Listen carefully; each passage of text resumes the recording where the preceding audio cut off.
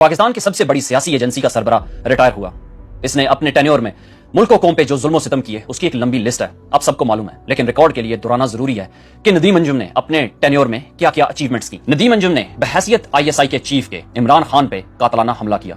अरशद शरीफ की मौत इसके टेन्योर में हुई। नो कॉन्फिडेंस मोशन में इमरान खान की हुकूमत गिराने में यह पेश रहा। इसके दौर में अगवा, तशद्दुद, गैर कानूनी गिरफ्तारियां और कत्ल हुए लोगों के। एक तो इंतखाबात आखिर से हुए, फिर उनमें बदतरीन और शदीद किस्म की धांधली हुई। 2000 से ज्यादा जाने दहशतगर्दी की नजर हुई इसके दौर में। और इसी के दौर में जजों को थ्रेटन किया गया, उनको धमकियां दी गई, उनको ब्लैकमेल किया गया। और इसने अरशद शरीफ की शहादत के बाद, अरशद शरीफ के गैर कानूनी कत्ल के बाद प्रेस कॉन्फ्रेंस की। ये तो चला गया, लेकिन इसकी जगह एक और बेगैरत ने ले ली। ये एक ही नर्सरी की पैदावार है, एक ही नर्सरी में पलते बढ़ते हैं और आके अवाम पे जुल्म सितम करते हैं। जो लोग ये उम्मीद लगा के बैठे हैं कि नया आने वाला कोई हलाल ज्यादा होगा, तो ये बात अपने दिमाग से निकाल दें। मुल्क के ऊपर आर्मी चीफ की सूरत में आसिम खंजीर काबिज है, एक और आसिम आ गया।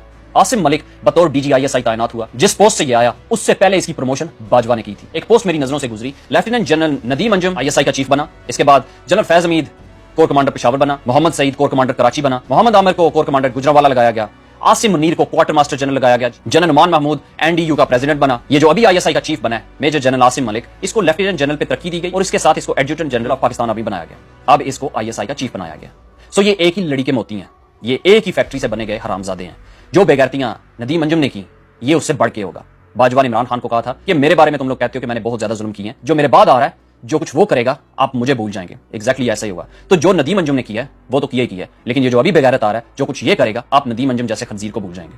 और वो क्या करेगा, और मैं ये क्यों कह रहा हूं, क्योंकि जनरल आसिम मलिक के बारे में इनका एक टाउट हसन अयूब खान लिख रहा है, उसकी तारीफें बयान कर रहा है। कह रहा है कि लेफ्टिनेंट जनरल मोहम्मद आसिम मलिक को DG ISI तैनात कर दिया गया। लेफ्टिनेंट जनरल आसिम मलिक 30 सितंबर को अपनी नई जिम्मेदारियां संभालेंगे।